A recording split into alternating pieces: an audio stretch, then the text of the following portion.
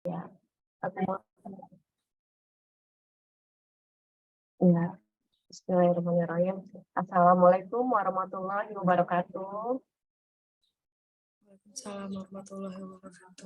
Ya, Waalaikumsalam warahmatullahi Warahmatullahi wabarakatuh. salam sejahtera bagi kita semua. Shalom, Om Swastiastu, Namo Buddhaya, dan salam kebajikan. Sabipun, puji syukur kita panjatkan kehadirat Allah Subhanahu wa Ta'ala. Berkat Ramadan hidayahnya kita dapat berkumpul pada siang hari ini secara virtual dalam keadaan sehat walafiat. Amin ya rabbal alamin. Selamat datang kami ucapkan kepada narasumber kami, Dr. Helvita Nita. Selamat siang, Dok. Selamat siang, Mbak Astrid. Nah, apa kabar, Dok? Alhamdulillah sehat. Ya, yang terhormat Ibu Ketua PIKK UP3 Kota Bumi, Ibu Ersya Himawan. Selamat siang, Bu. Siang, Mbak Astrid. Gimana kabarnya, Bu? Alhamdulillah baik. Alhamdulillah. Yang terhormat Ibu Ketua ULP 2, Ibu Nelly Sinaga. Selamat siang, Bu. Selamat siang, Mbak. Ya, gimana kabarnya, Bu? Sehat. Nah, alhamdulillah. Ya, dan para pengurus serta para anggota UP3 Kota Bumi yang kami sayangi, para Purnabakti, terima kasih untuk ibu-ibu semuanya telah hadir dan berkenan pada siang hari ini. Izinkan saya, Astrid Tama, untuk membacakan susunan acara pada siang hari ini.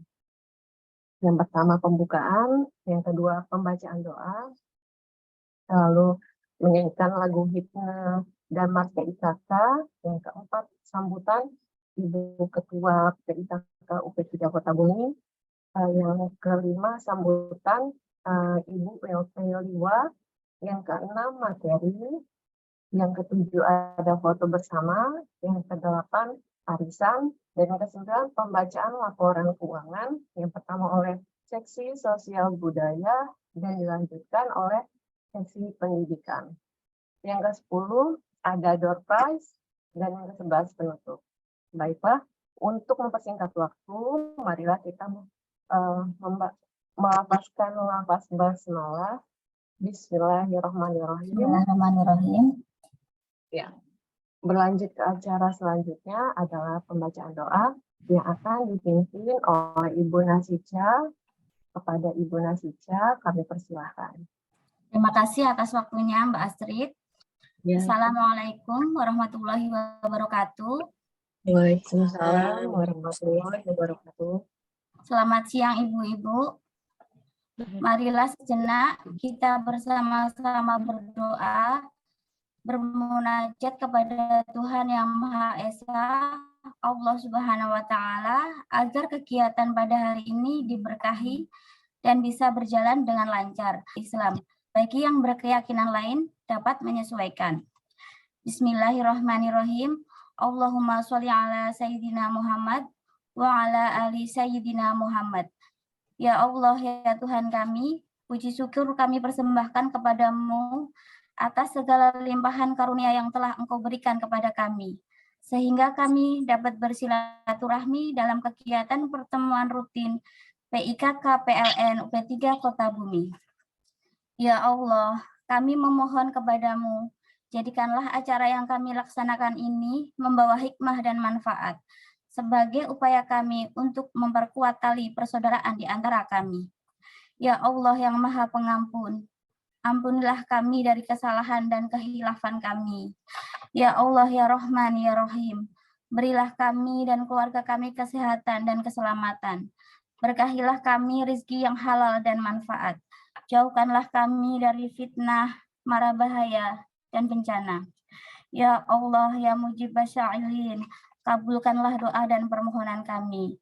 Sesungguhnya hanya kepadamu kami melabuhkan doa dan harapan.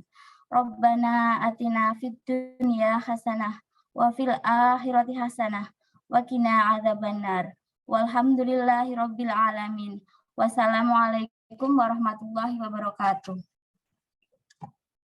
Waalaikumsalam warahmatullahi wabarakatuh. Amin amin ya rabbal alamin. Terima kasih kepada Ibu Nasisha yang telah memimpin doa pada siang hari ini. Acara selanjutnya ada yang menyanyikan lagu Junga dan Mars PIKK. Kepada para hadirin mohon sikap untuk sempurna. Mohon dipandu untuk operator.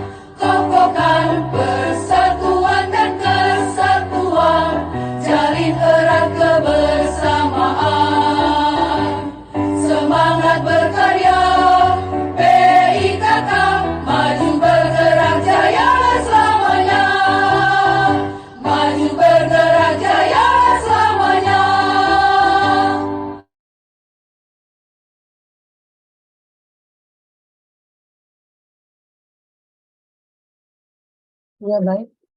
Terima kasih kepada para hadirin. Acara selanjutnya adalah sambutan-sambutan. Sambutan yang pertama dari Ibu Ketua PIKK UP3 Kota Bumi kepada Ibu Ersya Himawan, kami persilakan. Terima kasih Mbak Astrid. Assalamualaikum warahmatullahi wabarakatuh. Waalaikumsalam warahmatullahi wabarakatuh. Yang terhormat seluruh ibu-ibu MB, seluruh Asmen ya sekarang namanya, seluruh MOLP yang hadir di pertemuan hari ini. Yang saya hormati tuan rumah kali ini ULP Liwa, Ibu Mary Sinaga. Yang saya hormati narasumber kita pada pertemuan hari ini, Ibu Dr. Helvita Nika. Apa kabar Ibu? Terima kasih sudah hadir di pertemuan PIKK Kota Bumi. Yang saya hormati seluruh pengurus, anggota, dan ibu-ibu Purna Bakti yang mungkin kebetulan hadir di sini. Ibunya nggak ada ya, tapi ya. Terima kasih atas kehadirannya. Puji dan syukur kita panjatkan kehadiran Allah Subhanahu wa Ta'ala atas berkah dan rahmatnya kita bisa berkumpul pada siang hari ini dalam acara pertemuan rutin PIKK PLN Kota Bumi. Salawat serta salam semoga tetap tercurah kepada junjungan kita Nabi besar Muhammad Shallallahu Alaihi Wasallam. Semoga kita mendapatkan syafaatnya di hari akhir nanti. Amin ya Rabbal Alamin. Ibu-ibu, apa kabar semuanya? Semoga ibu-ibu semua sehat dan bahagia selalu ya. Terima kasih sekali lagi saya ucapkan atas kehadirannya di sela-sela kesibukan masih bisa menghadiri pertemuan rutin PIKK kita. Pada hari ini pertemuan tuan rumahnya WLP Liwa mengundang Dr. Helvita Nika untuk membahas materi tentang ngobrol santai mengenai stunting dan gizi seimbang. Saya rasa di sini banyak ibu-ibu muda ya, dan insya Allah ini sangat bermanfaat sekali buat ibu-ibu di sini semua, karena kalau mengenai masalah gizi itu tentu kita sebagai ibu yang harus paling perhatian apa yang mau kita kasih ke anak kita. Itulah yang harus kita perhatikan supaya terpenuhi gizinya secara seimbang dan terhindar dari gangguan pertumbuhan seperti stunting. Dan tentu saja ya, kalau anak kurus pasti yang disalahkan ibunya ya. Misalkan komennya entah dari ibu kita sendiri, dari mertua, dari tetangga, itu kok anak kurus banget sih katanya, nggak dikasih makan. Waduh, padahal mungkin sudah kita kasih yang terbaik tapi mungkin kurang tepat. Makanya di sini kebetulan ada Dr. Helvita, kita tanya apa sih yang lebih tepat untuk anak kita supaya gizinya terpenuhi dengan baik ya. Ibu-ibu, selanjutnya saya mengingatkan kembali kepada kita semua untuk tetap lebih menggali potensi yang ada di diri kita ya, terutama untuk mendidik anak serta mendampingi suami kita bekerja ya. Dan tentunya kita tahu sendiri kalau suami kita itu ya lumayan ya kerjanya ya di PLN itu berat sekali, jadi tetap kita harus terus dukung, kita jadikan tempat curhat, jangan ikut ngomel kalau suami lagi kesel, kita dengarkan saja supaya ada tempat curhat bagi suami kita dan nyaman di dekatnya gitu ya, seperti itu. Terus untuk selanjutnya juga ada ibu-ibu yang beberapa orang mendapat SK mutasi seperti Bu Tiwi, Bu Meta, nanti juga mungkin ada juga yang mutar ya, supervisor dasar ya di lingkungan PLN Kota Bumi. Itu hal yang wajar ya. Ada pertemuan, ada perpisahan, tapi tetap silaturahmi nanti tetap terjaga ya Bu Tiwi, Mbak Meta ya. Tapi saya yakin ibu-ibu yang keluar dari Kota Bumi sudah sangat TOP deh, dimanapun di PIKK ditempatkan, insya Allah kualitasnya baik ya, pasti dicari deh sepertinya. Bangga ya, kita harus bangga dengan diri kita sendiri. Baik, nanti selanjutnya kita dengarkan materi selanjutnya. Sekali lagi terima kasih kepada tuan rumah, Ibu-Ibu ULP Liwa, atas inisiasi acara hari ini. Nah, sekali lagi mohon maaf kalau misalkan nanti acaranya ada kekurangan ya, Ibu Dokter ya, mohon dimaklumi. Sekian dari saya, selamat mendengarkan webinar, semoga acaranya bermanfaat. Assalamualaikum warahmatullahi wabarakatuh. Waalaikumsalam warahmatullahi wabarakatuh. Terima kasih atas sambutannya, Ibu Ersya Himawan.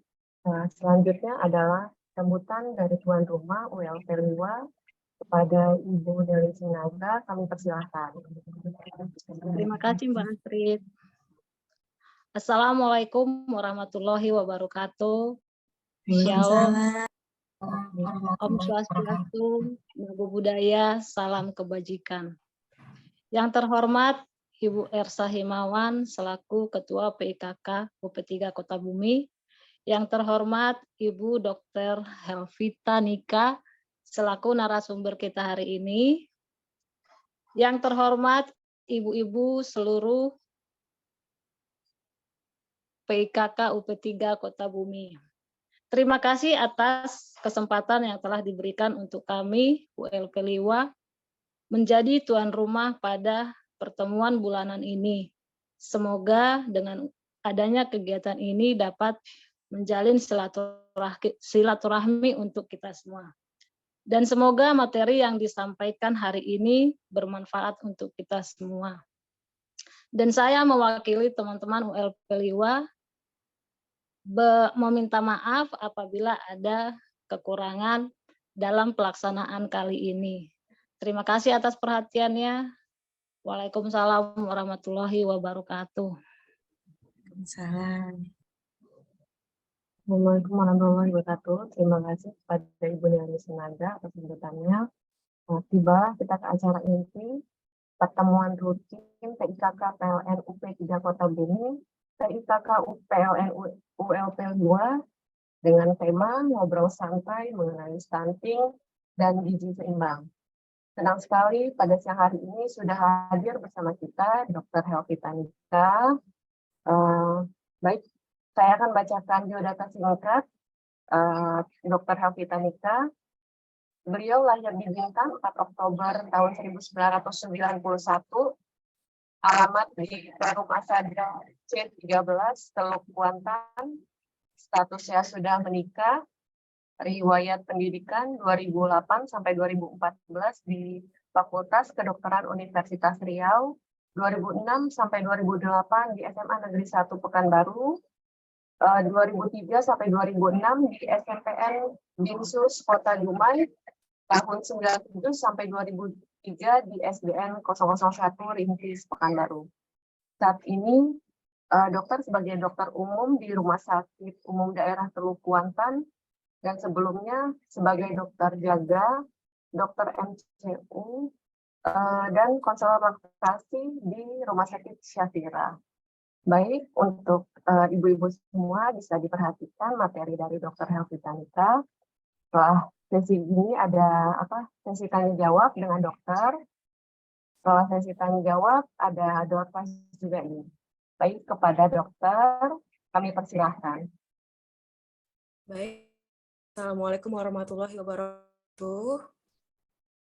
Waalaikumsalam warahmatullahi wabarakatuh.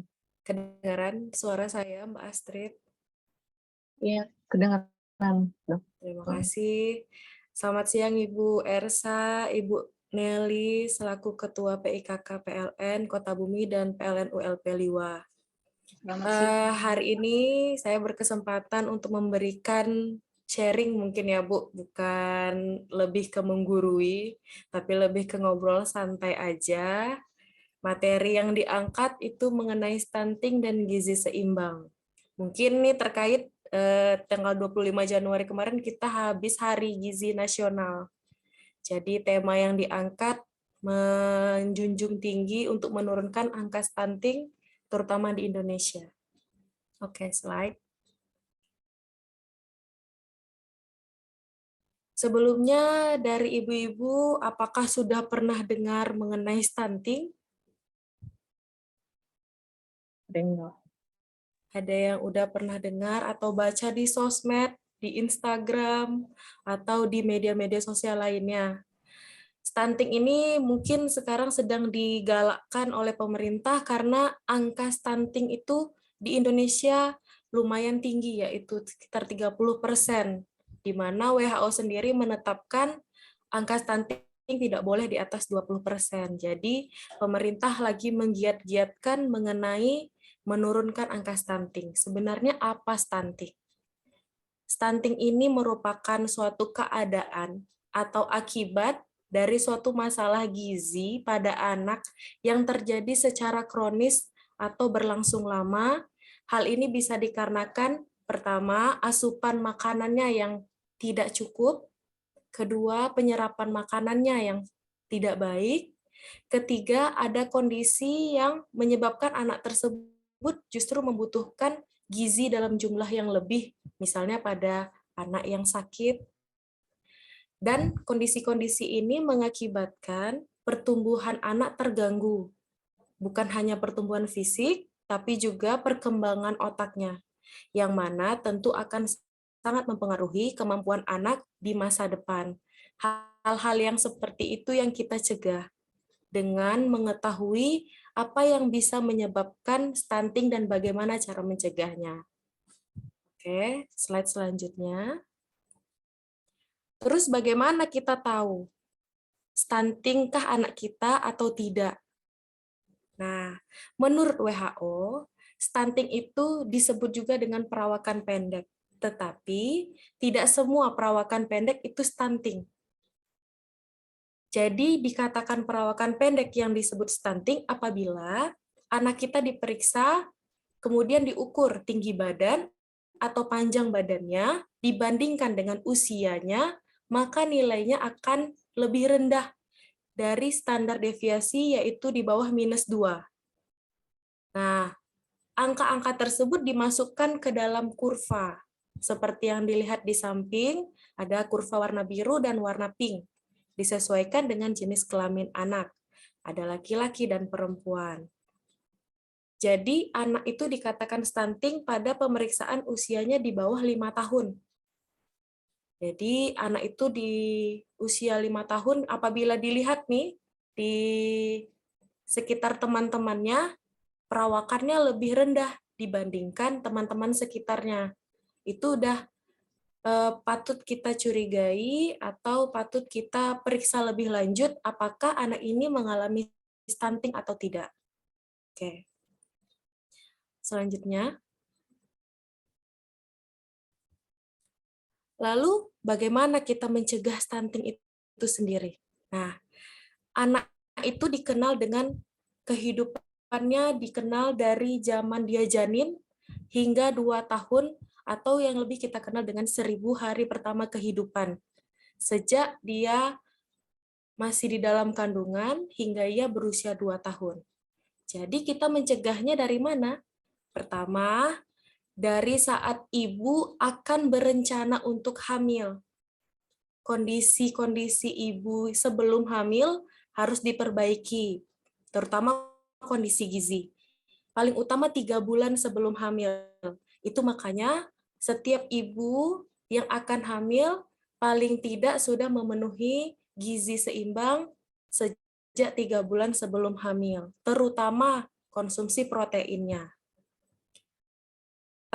Program hamil itu salah satunya dengan kontrol, dengan konsumsi makan makanan yang bergizi, serta memenuhi asupan yang sesuai dengan kebutuhan pada saat ibu tersebut akan hamil.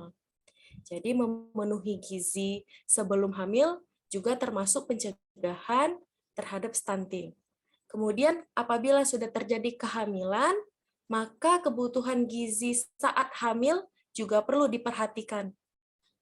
Dalam artian, ibu yang hamil harus rajin kontrol, minum zat besi atau zat penambah darah, kemudian minum vitamin apabila diberikan oleh dokter kandungannya, kemudian melakukan pemeriksaan rutin, diukur berat badan janinnya, apakah bertambah, atau terlalu berlebih, atau berat badannya kurang.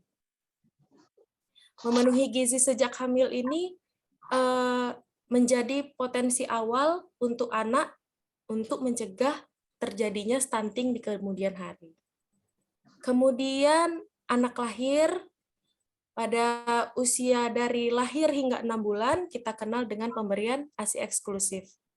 ASI eksklusif ini artinya hanya pemberian ASI saja hingga usia 6 bulan, tanpa diberikan pendamping ASI lain. hingga 6 bulan. Nah, justru pada pemberian ASI eksklusif ini menjadi penting karena yang dibutuhkan anak itu sumbernya dari ibu.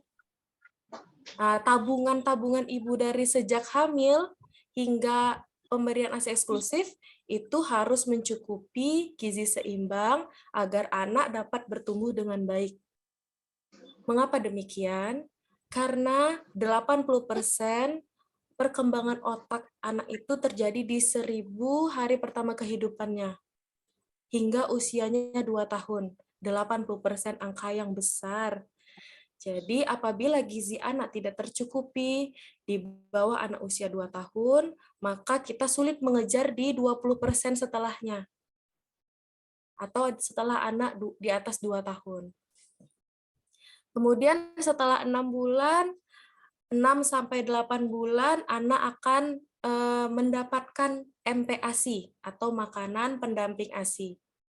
Nah, ini juga menjadi perhatian khusus karena anak dengan MPASI itu cenderung banyak dramanya.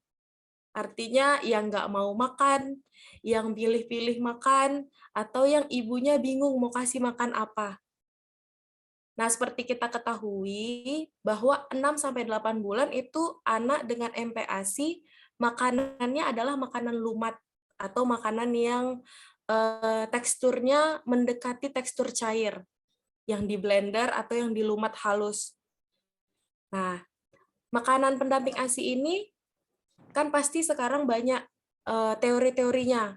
Ada yang makanan 4 bintang, makanan tunggal gitu ya.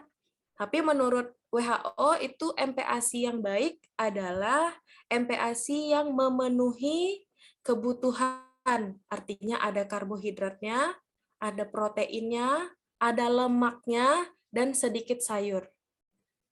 Untuk jumlahnya disesuaikan dengan anak. Jadi sebagai ibu tugasnya adalah memberikan fasilitas makanan untuk kecukupan anaknya kita berikan 100% hak pada anak. Artinya kalau misalnya anaknya udah merasa kenyang maka dia akan selesai makan.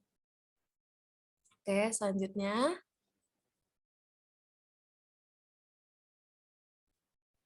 Setelah anak selesai MPASI, PR-nya apa lagi? Nah, pasti ibu-ibu yang udah punya anak khas nih dengan buku Pink KIA yang sering kita bawa ke posyandu. Nah, jadi kita mau tahu nih, MPASI yang kita kasih atau makanan yang kita kasih ke anak nih cukup nggak ya gitu. Caranya dengan memantau tumbuh kembang anak yang dilihat salah satunya dari buku KIA. Di buku KIA itu ada grafik pertumbuhan anak. Bisa dilihat di setiap kunjungan tuh berat badannya nambah nggak? Atau berat badannya di bawah garis hijau? Atau masih sesuai di garis hijau? Nah, gunanya kita kontrol atau kita pantau tumbuh kembang anak apabila pada suatu saat anak tersebut ternyata berat badannya stuck atau nggak nambah-nambah. Udah bisa kita melakukan intervensi, udah bisa kita melakukan analisa kenapa ini ada masalah apa. Apakah si anak sakit, atau apakah makanannya selama ini tidak bertambah jumlahnya, karena kan anak seiring umur, itu kebutuhan kalori dan kebutuhan jumlah makanannya ikut bertambah. Kemudian perilaku hidup bersih dan sehat. Nah, ini jelas. Karena anak yang sakit atau anak yang terinfeksi akan mengalami gangguan penyerapan nutrisi. Gangguan penyerapan nutrisi yang berkepanjangan dapat menyebabkan gangguan tumbuh kembang serta bisa menjadi stunting.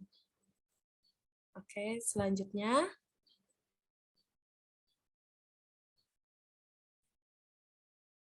Oke. Tadi digembar-gembor mengenai gizi seimbang. Apa sih gizi seimbang? Nah, gizi seimbang adalah konsumsi makanan sehari-hari, di mana makanan itu harus tepat atau cukup secara jumlah dan jenis untuk memenuhi kebutuhan setiap orang sesuai kelompok umurnya. Artinya kelompok umur ibu-ibu dan kelompok umur anak-anak tidak bisa kita samakan. Selanjutnya,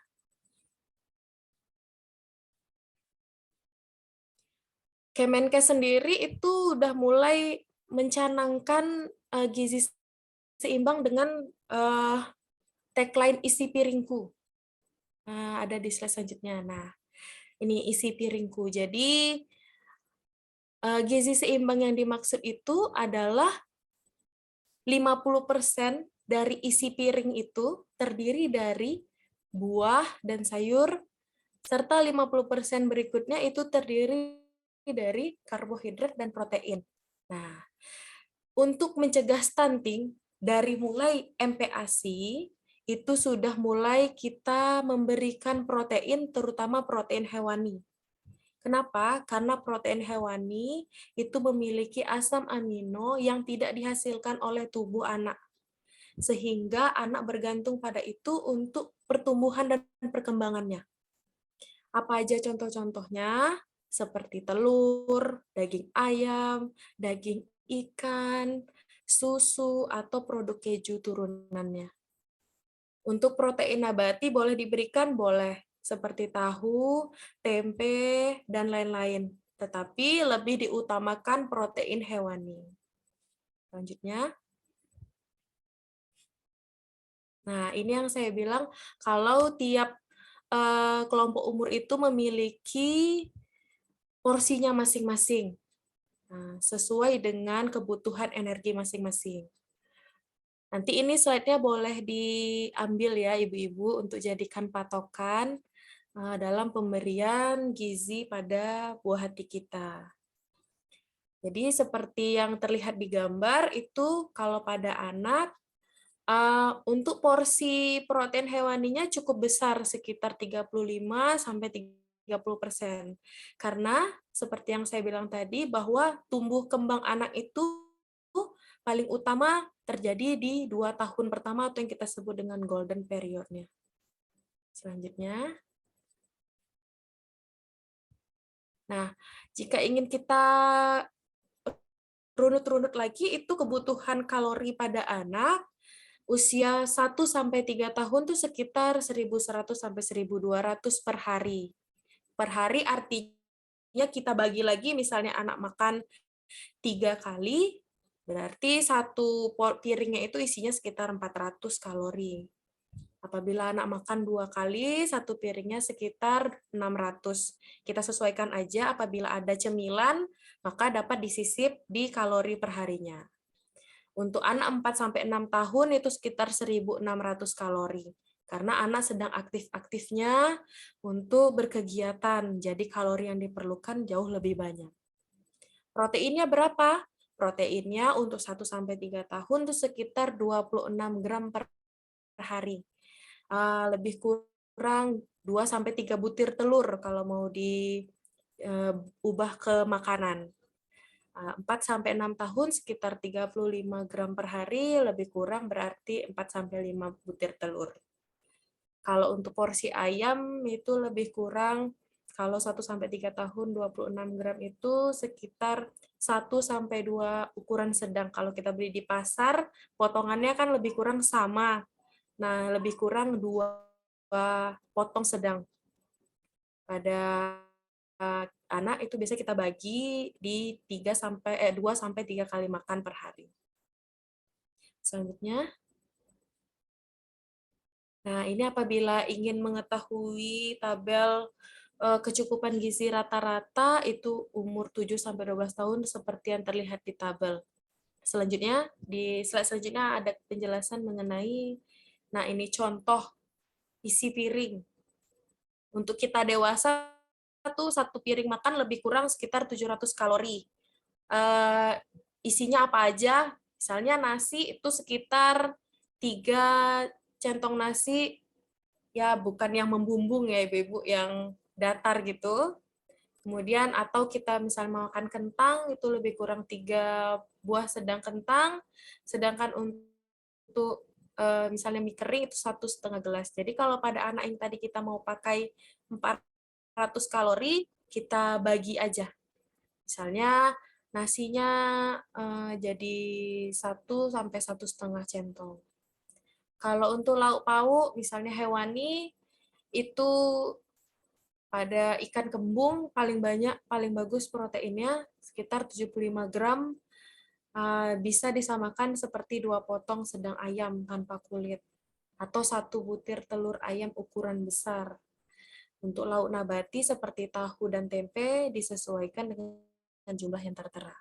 Untuk sayuran itu lebih kurang 1 mangkok sedang, seperti mangkok sup gitu. Atau untuk buah-buahan itu lebih kurang pepayanya 150 gram atau sama dengan 2 potong sedang, atau 2 buah jeruk sedang, dan 1 buah kecil pisang ambon. Mungkin agak rumit dan jelimet ya mengenai kalori, tapi pesan yang ingin saya sampaikan, untuk mencegah stunting sejak MPASI, mulailah pemberian protein hewani. Paling tidak 1 butir telur sampai 2 butir telur 1 hari. Itu sudah sangat membantu dan memberikan anak-anak kita kesempatan untuk tumbuh dan berkembang dengan baik, terutama di 2 tahun pertama kehidupannya.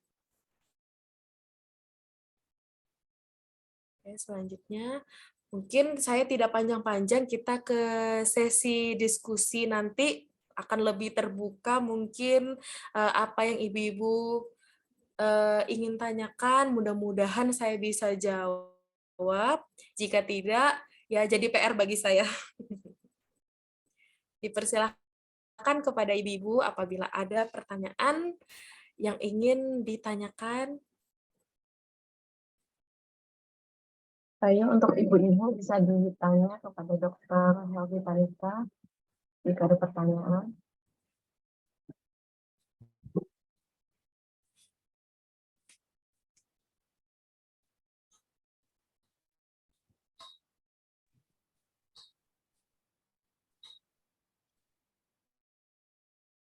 Saya dokter. Siang, Bu. Baik, Ibu Dewi.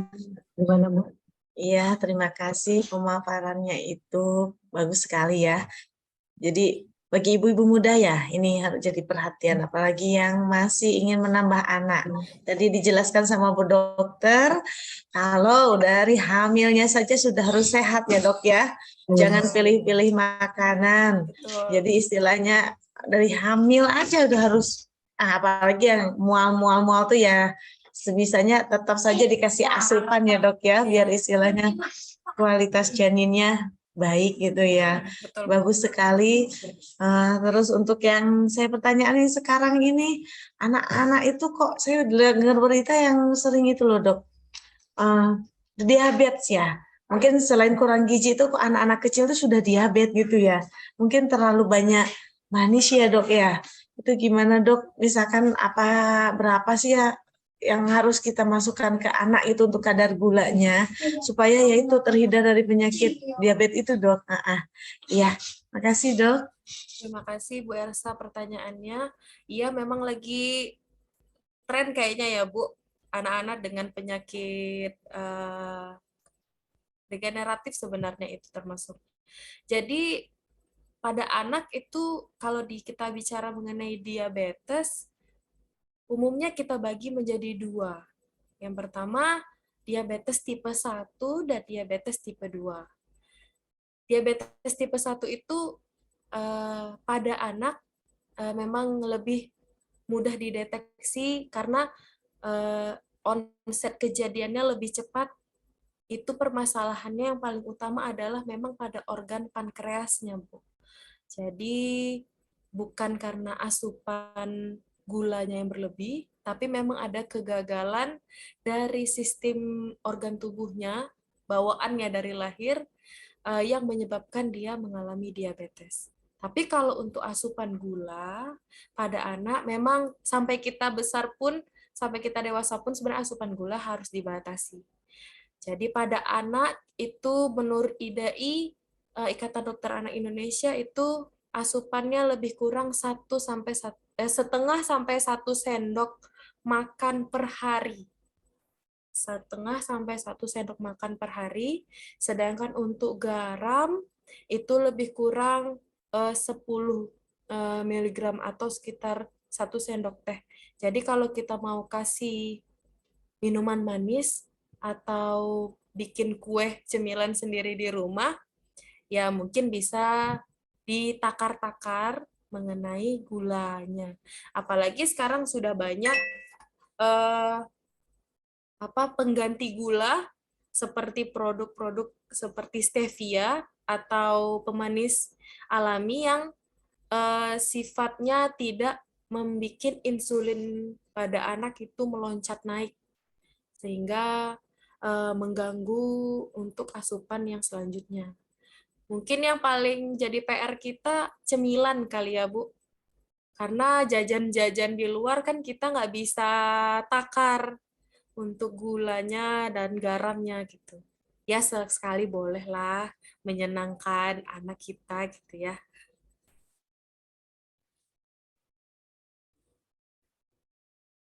Ya. Baik, selanjutnya pertanyaan dari Ibu Dina ya, Bu? Iya, Mbak. Ya, silakan, Bu. Iya, selamat siang Ibu Dokter. Selamat siang, Bu Ya, Dina. salam kenal, saya Dina Naf'a. Izin bertanya, Dok. Kebetulan kan saya ada baby usia 13 bulan. Nah, untuk di usia yang sekarang, dia itu tidak GTM, tetap bisa masuk makanan, tapi sangat sedikit sekali, Dok. Jadi dia makan nasi itu 1 sendok itu kecil-kecil dan mungkin sekitar 5-6 sendok itu sudah. Itu. Jadi saya kan galau ya, Dok, ini kalau misalnya kurang asupan, kurang kalori atau gimana, jadi gimana gitu kan. Ya. Gitu, Dok, mungkin ada solusi, saran untuk bagaimana mungkin metode pemberian atau gimana ya biar baby saya bisa lahap gitu makannya. Oke. Makasih, Dok. Terima kasih, Bu Dina. Saya coba jawab ya, Bu. Usia 13 bulan itu berarti seperti yang tabel tadi itu lebih kurang 1.200 kalori. Artinya sekali makan atau 2 kali makan atau 3 kali makan bisa dibagi kalorinya. Untuk 4 sendok tadi, Bu, atau 5 sendok tadi nasinya? Iya, nasinya kecil-kecil banget, 1 sendok tuh sedikit-sedikit, cuman 4 kali itu mungkin udah nggak mau gitu. Iya, kalau anak di atas 1 tahun itu udah bisa makan keluarga ya, artinya teksturnya udah bisa sama dengan tekstur makan keluarga. Mungkin bisa dicoba alternatif karbohidrat lain seperti kentang atau ubi. Artinya tidak mesti kita kasih nasi, karena sumber karbohidrat itu banyak ragamnya, kayak kentang, ubi, atau jagung gitu. Untuk lauk pauknya bisa menyesuaikan dengan makanan keluarga yang dia suka. Nah, guru saya pernah cerita nih, Bu, kalau misalnya anak itu sulit dengan tekstur yang sama, coba ganti ke tekstur yang lain, seperti dibikin bola-bola nasi, atau bola-bola kentang, bola-bola ubi yang kita selipkan protein di dalamnya. Jadi, secara tidak sadar dia merasa itu makanan baru, padahal itu juga yang kita olah, tapi bentuknya kita rubah. Kayak sekarang ini kan banyak tuh cetak-cetakan makanan, Bu, yang kayak untuk bento-bento itu. Nah, dikreasikan mungkin dengan bentukan yang dia suka, gambar apa. Jadi, mengalihkan perhatian dia, mungkin saja dia sedikit bosan dengan bentukan yang itu-itu aja. Jadi kita yang berkreasi membuat semenarik mungkin warnanya lebih ditambahin kayak pakai perwarna alami, misalnya kayak pakai buah naga gitu, jadi pink gitu, atau dikasih daun pandan yang bisa jadi warna hijau ya, menarik perhatiannya si kecil. Tapi kalau menurut saya, apabila ibu sebelumnya udah pernah ngecek pertumbuhan atau perkembangan berat badannya tidak bermasalah, mungkin variasi makanan yang bisa dicoba. Tapi kalau sepanjang pengecekan ada berat badan yang tidak bertambah, mungkin bisa dikonsultasikan ke dokter anak agar dianalisa lebih lanjut. Bisa saja ada permasalahan yang lain yang menyebabkan asupannya tidak optimal. Oh ya, terima kasih dok. Untuk berat badan sih tidak masalah ya dok. Cuman kalau berkepanjangan nanti pola makannya seperti itu, takutnya jadi kurus atau gimana, kurang gizi atau gimana gitu dok. Ya, Selama ini sih dia makannya itu dipegang sendiri ya, dipegang-pegang sendiri, Ah. dihancurin, jadi nggak dimakan. Mau disuapin nggak mau gitu. Pernah dengar istilah finger food, Bu?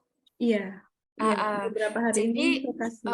finger food bisa dicoba, tapi ke jenis makanan yang mudah digenggam. Artinya bukan yang lumat di tangan, tapi lumatnya di mulut. Iya.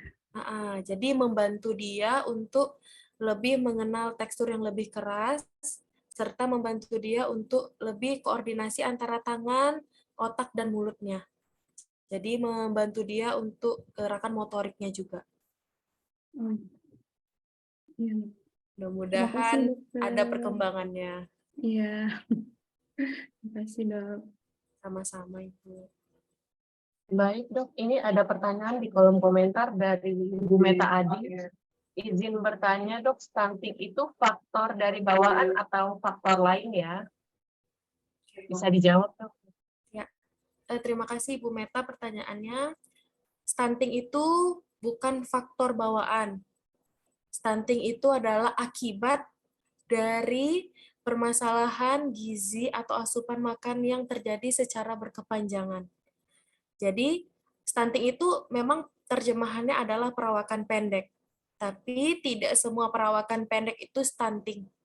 Apabila anak tersebut, orang tuanya memang berperawakan pendek, maka anak yang lahir dari orang tua yang berperawakan pendek belum tentu stunting, walaupun dia perawakannya pendek. Makanya gunanya kita melakukan pemeriksaan, yaitu dengan melakukan plot pada grafik yang disesuaikan antara berat badan, panjang badan dengan usia anak.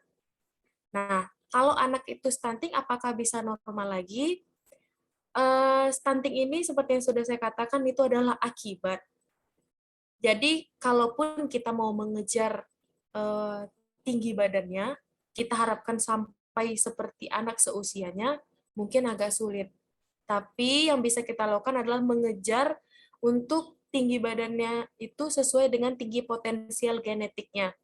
Misalnya rata-rata antara tinggi orang tuanya berapa, maka bisa kita kejar untuk sampai tahap itu. Untuk efek misalnya gangguan perkembangan atau gangguan perkembangan otak, nah itu perlu pemantauan yang lebih lanjut lagi. Gitu. Tapi kalau untuk stunting bukan dari faktor bawaan ataupun faktor genetik. Iya, bagaimana Ibu Meta Adi, sudah cukup penjelasannya? Cukup dok, terima kasih dok. Sama-sama. Ini ada pertanyaan di kolom komentar lagi dari Ibu Ica. Assalamualaikum, bagaimana menu empasi yang menggunakan Evo, keju, koko oil, minyak kulit ayam, sama penyedap khusus bayi?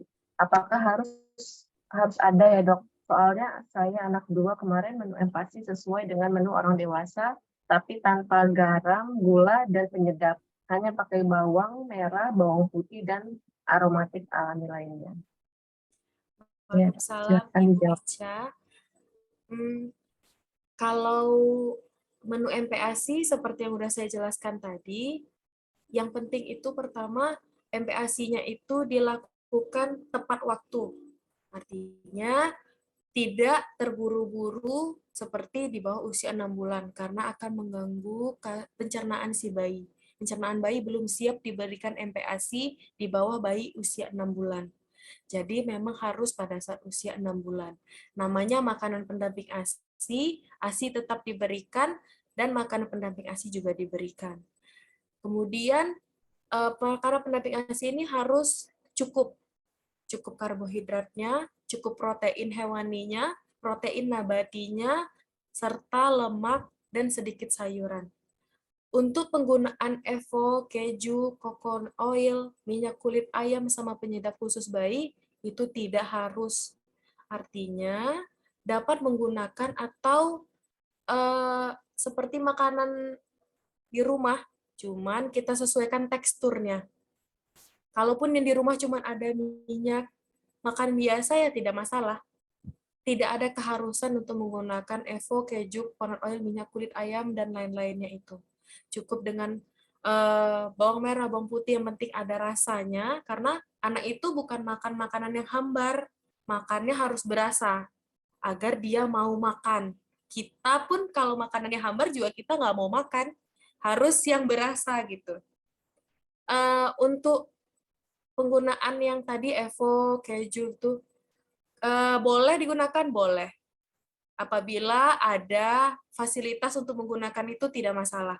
Tapi bukan suatu keharusan MPASI harus menggunakan itu. Mungkin begitu Mbak Astrid. Ibu Ica.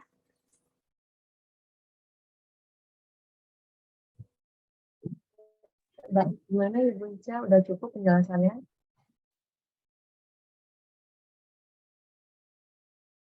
Ada pertanyaan lain dari ibu-ibunya? Saya, Mbak. Dari Ibu Nasica, ya. Silakan. Setelah Izin itu, Ibu bertanya. Dewi. Izin bertanya, dokter. Saya kan kalau hamil, anak saya 3. Sebelumnya aku cerita dulu ya, Dok ya. Saya ibu anak 3. Setiap kali hamil itu pasti mabuknya itu yang mabuk parah banget, nyampe 7 bulan itu muntahnya sampai 7 bulan. Jadi obat apapun, nutrisi apapun dari dokter itu ya pasti keluar. Jadi tuh kayak ya Kak gitulah selama hamil kayak gitulah, pokoknya kayak hidup nggak hidup gitulah, Dok. Cuma bubuan aja, betres gitu kan. Nah, pertanyaannya ini kadang tuh aku kepikiran, Dok, apa anakku kurang nutrisi nggak gitu ya, Dok, ya selama hamil kan kayak gitu kondisinya. Kadang kepikiran kenapa anak-anakku tuh kalau seumurannya paling pendek gitu, Dok, apa selama hamil itu kurang nutrisi di situ. Terus tipe anaknya itu yang sekarang tumbuhnya ke sini tuh emang susah makan gitu, Dok. Apa perlu nutrisi tambahan, apa aku maksimalin dari sayur, buah, dan lain-lain. Tapi kan susah makan ya anak-anaknya nih. Gimana ya, Dok, solusinya ya, Dok, ya? Baik, kalau permasalahan selama hamil mungkin kita sulit mengkajinya lagi karena sudah lewat ya, Bu. Iya. Tapi kalau pada ibu-ibu lain yang akan hamil atau yang sedang hamil muda, apabila mengalami mual, muntah selama hamil, mungkin dapat disiasati, kan pasti ada masanya mualnya tidak terjadi. Pada satu hari itu kan tidak 24 jam mual gitu ya. Tidak 24 jam muntah gitu ya. Ya sebisa mungkin asupan makanannya diutamakan yang bergizi.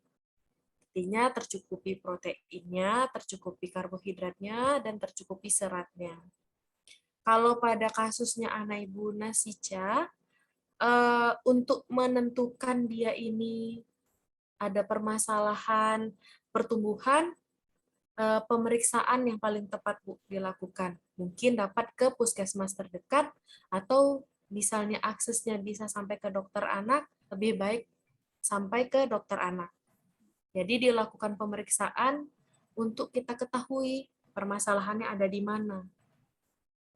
Karena pada anak yang mengalami gangguan tumbuh kembang itu biasanya kita bagi 3 permasalahannya. Yang pertama, memang asupannya yang kurang. Artinya memang ibunya atau anaknya makannya sedikit, tidak tercukupi di kebutuhannya.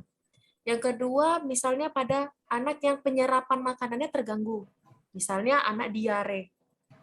Nah, pada anak yang lagi penyerapannya terganggu, itu kondisi kita kasih makanan gimana pun, makanannya nggak terserap.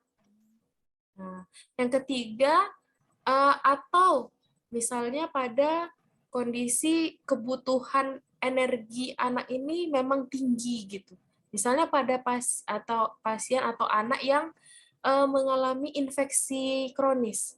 Contohnya misalnya pada kasus TBC, Atau pada kasus keganasan, misalnya pada anak dengan yang qadarullah Allah kasih ujian, misalnya dapat musibah atau ujian keganasan, nah itu kan butuh energinya lebih besar. Untuk kita tahu anak kita di posisi yang mana, ya kita lakukan pemeriksaan. Kita mesti tahu dulu status gizi anak kita apa. Apakah status gizinya baik, status gizinya kurang, atau malah status gizinya berlebih. Mungkin itu Ibu Nasica yang bisa saya informasikan. Makasih dok. Sama-sama. Tambahan lagi dok, misalnya suplemen gitu buat anak gitu, ada rekomendasi nggak ya dok ya? Kalau suplemen, saya tidak punya kekhususan tertentu suplemen jenis apa gitu ya, tergantung ibu-ibu aja apa preferensinya mau ke arah mana gitu suplemennya. Karena menurut saya kalau misalnya makanan yang dimasak sama ibu itu sendiri itu udah jauh lebih baik dibandingkan suplemen manapun. Ya dok. Makasih ya dok ya. Sama-sama. Ya, selanjutnya dari pertanyaan Ibu Debi, dipersilakan. Baik, Assalamualaikum warahmatullahi wabarakatuh. Waalaikumsalam warahmatullahi wabarakatuh. Selamat siang dok. Mau nanya ini tentang speech delay itu dok. Itu kira-kira termasuk dalam kategori gangguan tumbuh kembang atau enggak ya dok? Terus ada kejadian nih dok, dimana pas saya anak kedua itu kan dok. Jadi pas umur 1 tahun tuh memang saya, maaf ya dok, iklan. Ada kejadian dimana pas umur 1 tahun itu kan saya suka mama ngasih snack sih, ciki gitu ya dok ya, kepada anak saya tuh kan misalnya kalau dia rewel kadang saya memang kasih. Nah itu setelah 17 bulan apa gitu, kok anak ini nggak ngomong gitu ya dok. Jadi saya cek lah kan, terus kata dokternya, ini dia salah satu pertanyaannya dia memang nanya kan, ini anaknya dikasih ciki atau enggak gitu dok. Itu katanya kan, terus saya jawab, ya ada lah dok saya kasih, walaupun memang nggak sering kan. Nah itu katanya dibilang gitu. Jadi menurut dokter itu ciki itu salah satu penyebab dari speech delay gitu. Nah itu benar nggak dok? Menurut dokter. Terus tadi sih mau nanya suplemen tapi udah keduluan sama Mbak Nasica. Nggak jadi jadinya. Itu aja sih dok, nanya tentang speech delay aja sih dok. Oke, terima kasih Mbak Devi. Mungkin masalah speech delay ini ranahnya udah ranah spesialis sebenarnya ya. Tapi saya berbagi informasi yang saya ketahui mengenai speech delay. Speech delay itu sendiri memang termasuk ke dalam gangguan tumbuh kembang anak. Karena anak itu punya batasan umur tertentu untuk mengucapkan kata-kata sampai kalimat gitu. Kalau terkait pemberian cemilan atau ciki tadi, mungkin kaitan secara langsungnya sulit dijelaskan ya. Mungkin kaitannya lebih kepada kurangnya asupan nutrisi yang penting bagi anak tergantikan oleh si ciki tadi. Karena biasanya mungkin anak kalau udah ngemil, udah makan yang jajan-jajan tuh sulit tuh kita kasih makan yang pokoknya gitu, ya nasi, lauk gitu, udah kenyang duluan dengan itu. Makanya pada MPASI itu salah satu kunci kesuksesannya adalah feeding rules. Jadi pemberian jam makan. Misalnya anak dikasih makan jam 6 pagi. Kita baru kasih ASI lagi itu jam 8. Jadi asumsi kita 2 jam itu adalah masa pengosongan lambung anak. Jadi harus dikasih jarak gitu. Dan harus konsisten membuat aturan seperti itu. Serta pada pemberian MPASI itu biasanya kita memang anak itu dibuat lagi makan. Jadi tidak ada distraksi yang lain seperti handphone, TV, atau sambil lari-lari di depan rumah. Menurut teori seperti itu, gitu ya. Kenapa begitu? Karena kita ingin membuat anak ini mengerti bahwa dia lagi makan. Jadi kalau misalnya kita sambil memberikan tontonan, misalnya handphone atau yang lain, itu makanannya masuk aja ke mulut tanpa dia sadar gitu, ini lagi makan gitu. Anak itu hanya berpikir, oh ini lagi nonton, tapi nggak lagi makan. Jadi makanan tuh masuk ke mulut tanpa dia sadar. Gitu. Terus satu lagi, selama pemberian makan tuh, menurut dokter anak, itu pemberian waktunya ada batasannya, lebih kurang 30 menit. 30 menit makanan yang nggak habis, ya udah stop aja. Nanti 2 jam lagi kita kasih lagi. Jadi gunanya anak itu dilatih rasa lapar dan rasa kenyangnya. Gitu. Jadi pada jam misalnya lagi berpergian, kalau memang udah jam makannya dia pasti minta makan karena udah terlatih lambungnya atau koneksi ke otaknya bahwa ini lagi jam makan, ini jam kenyang, ini jam tidak makan gitu. Tapi kalau hubungan antara ciki dengan speech delay, mungkin secara langsung saya tidak bisa menjelaskan karena saya belum mengetahui ilmunya mengenai itu, tapi menurut perkiraan saya itu hubungannya dengan asupan gizi yang kurang optimal. Karena setelah diberikan ciki mungkin makanan pokoknya jadi berkurang. Udah kenyang duluan dengan cikinya. Terus untuk speech delay-nya mungkin salah satu penyebabnya adalah penggunaan gadget di usia dini itu penyumbang terbesar untuk terjadinya speech delay. Karena anak itu jadinya komunikasinya satu arah, hanya mendengarkan dari gadgetnya aja gitu. Sedangkan harapan kita setiap kita ngobrol atau kita interaksi dengan anak, kita harapannya anak ini memberi respon. Nah, entah 1 kata, 2 kata, sesuai dengan tingkat umurnya. Untuk penanganan speech delay selanjutnya mungkin bisa konsultasi ke dokter anak, dilanjutkan ke bagian fisioterapi.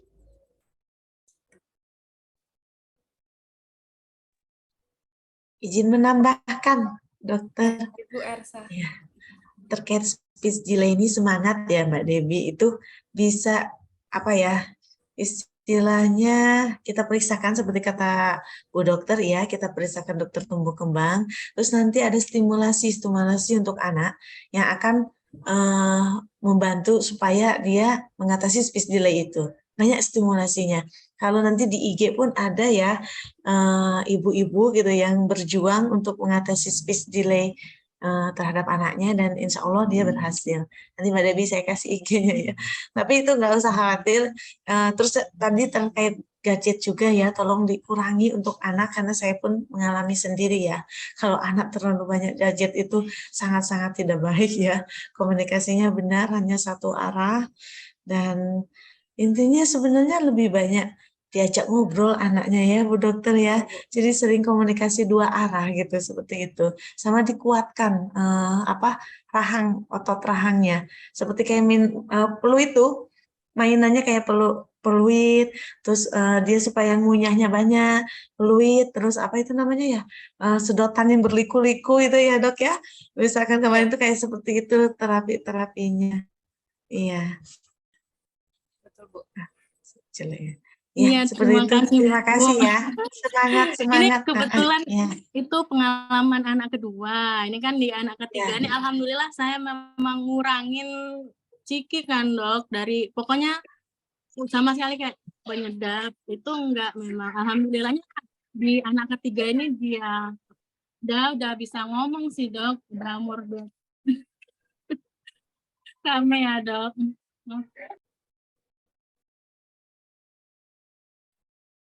Itu aja sih, mau nanggepin itu aja. Itu sekedar pengalaman anak kedua. Saya tuh teringat aja dibilang sama dokternya gitu kan Dok, ini ciki nih katanya gitu. Padahal sebenarnya saya juga nggak sering-sering banget sih Dok. Apa memang karena itu atau memang kurang stimulasi aja sih, gitu aja sih Dok. Ya, penyebab speech delay bisa banyak, Bu. Nggak melulu mengenai makanan gitu. Iya. Iya Dok, makasih Dok. Sama-sama. Ya, baik. Ini kita lanjutkan ke pertanyaan terakhir ya, Ibu-Ibu. Dari Ibu Febi Ika. Assalamualaikum dok, izin bertanya. Jika pada anak makannya lahap, susunya banyak, tapi BB dan TB-nya susah naik, sangat sedikit, malah kadang nggak naik untuk anak 20 bulan, apa itu bisa disebut stunting? Kalau di kurvanya pas aja, nggak lebih-lebih. Terima kasih. Terima kasih Bu Febi pertanyaannya. Kalau dilihat dari kurva masih di dalam kategori aman, itu belum bisa kita sebut stunting. Karena definisi dari WHO, stunting itu apabila plotnya itu di bawah -2. Jadi dari garis paling bawah itu masih di bawah lagi gitu. Nah, apabila masih di dalam rentang yang normal sesuai dengan buku KIA-nya, maka masih dikategorikan tidak termasuk stunting. Kalau untuk anak 20 bulan mungkin jumlah makanannya yang belum sesuai kali ya, makanya berat badannya belum naik, dan aktivitasnya juga udah jauh lebih banyak kan, 20 bulan sudah jalan, sudah kemana-mana gitu, jadi mungkin energi yang terpakai juga lebih banyak. Untuk lebih jelasnya lagi, bisa kontrol ke posyandu atau puskesmas terdekat untuk melihat grafiknya, apakah masih sesuai atau sudah perlu perhatian khusus. Mungkin begitu, Mbak Astrid. Ya, baik, dok. Terima kasih banyak, dok. Seru sekali untuk bincang-bincang pada siang hari ini. Terima kasih kepada Dr. Helvita Nipta atas materi yang sangat menarik. Semoga bermanfaat dan menambah hasanah dan bernilai ibadah untuk kita semua. Amin ya robbal alamin. Selanjutnya kita masuk ke sesi foto bersama kepada para hadirin untuk bersiap-siap, dipandu oleh Ibu Dina Nugik selaku operator. Iya, baik. Terima kasih, Mbak Astrid. Ya. Baik, ibu-ibu sekalian, saya akan memandu untuk mengambil foto ya 3 kali. Saya hitung dalam hitungan ketiga ya, ibu-ibu. Baik, 1, 2, 3. Ya, sebentar. Ibu-ibu boleh L for Lampung. Ya. Baik, 1, 2, 3. Oke, baik. Satu lagi ya, ibu-ibu. Kita sarang heo untuk WLP Liwa yang telah sukses menyelenggarakan acara hari ini. Sarang heo.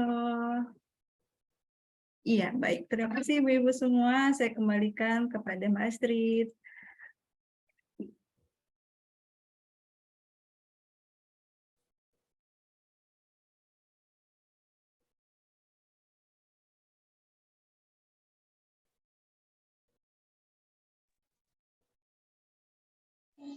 Mbak Astrid suaranya hilang. Masih di Ya, maaf. Acara selanjutnya kocok arisan yang dipandu oleh seksi Sosbud kepada penanggung jawab arisan Ibu Kamila. Kami persilahkan. Izin Mbak Astrid. Uh-uh.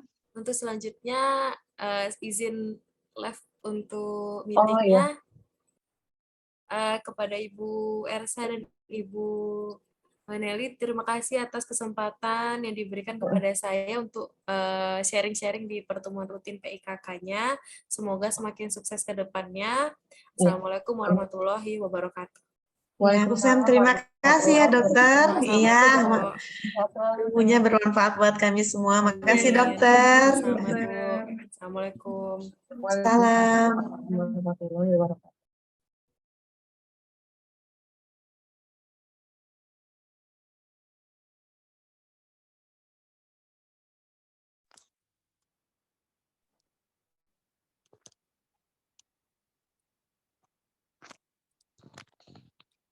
Iya, untuk penanggung jawab arisan. Oh iya, terima kasih. Dipersilahkan. Iya. Assalamualaikum warahmatullahi wabarakatuh.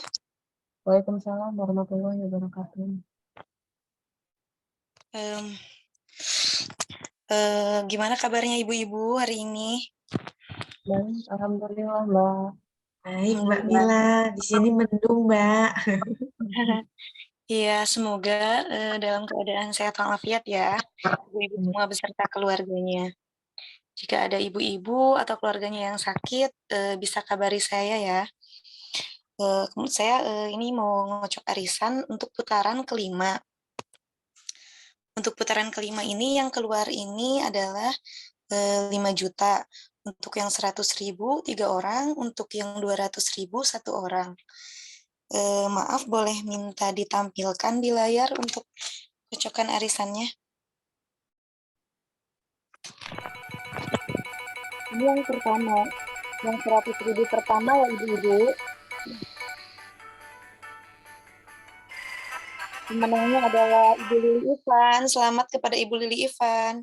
Kemudian untuk yang 100.000 yang selanjutnya, untuk putaran kelima ini,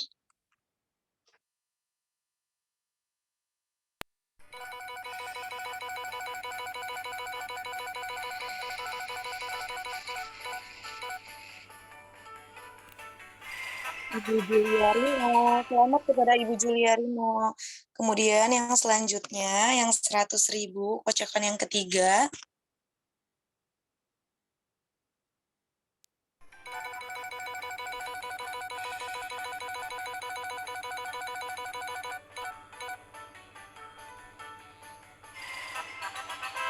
Ibu Nana Eko. Selamat kepada Ibu Nana Eko.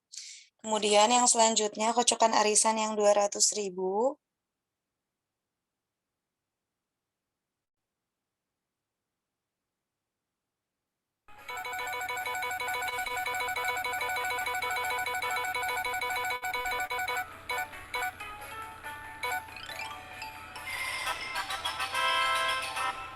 Bukan Mila Deni, saya sendiri.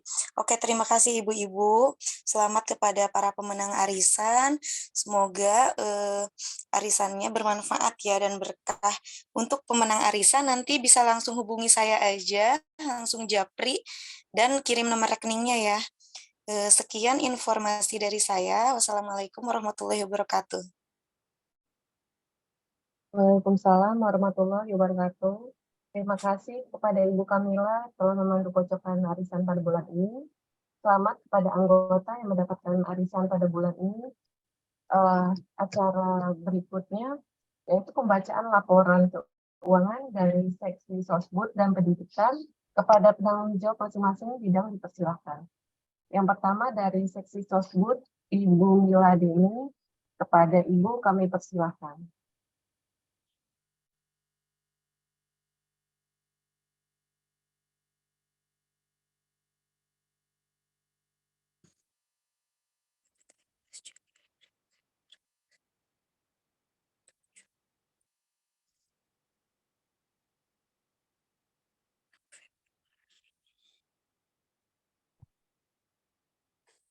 Oke, Assalamualaikum warahmatullahi wabarakatuh.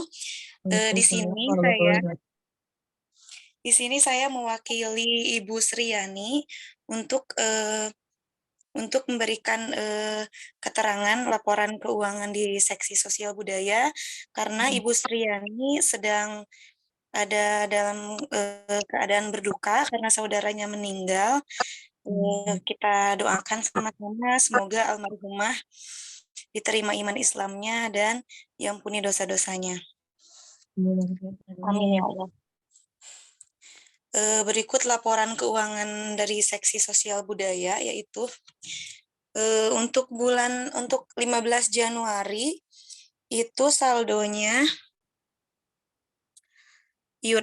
ada iuran dari ibu-ibu PIKK sebesar 272.500. Kemudian untuk tanggal 6 Februari itu saldonya berkurang sebesar 200.000 untuk digunakan takziah salah satu anggota PIKK. Kemudian total dana sosial budaya pada bulan sekarang yaitu 1.085.000. Mungkin sekian sih dari laporan keuangan dari seksi sosial budaya. Untuk itu, terima kasih. Terima kasih Mbak Astrid, saya kembalikan. Ya, terima kasih Ibu Kamila Deni. Selanjutnya, yang kedua dari seksi pendidikan, Ibu Meta Adi, kami persilahkan. Selamat siang Ibu-Ibu semua.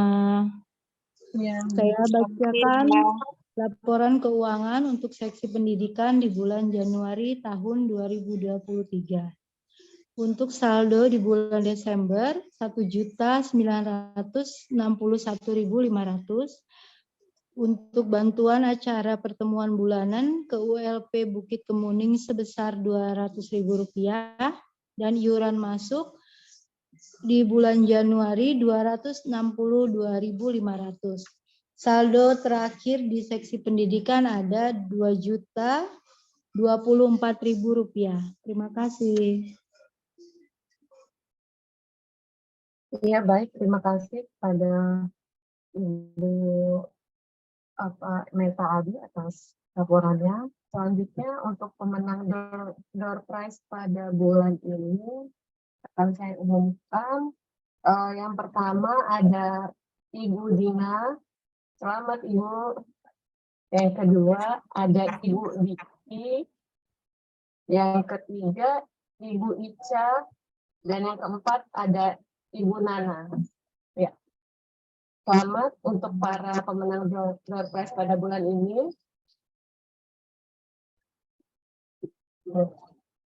Untuk hadiah bisa menghubungi PJ Door Prize Ibu Meta Adi ya. Alhamdulillah, ya Rabbil Alamin, selesai acara pada siang hari ini. Terima kasih untuk kehadiran ibu-ibu semua pada siang hari ini.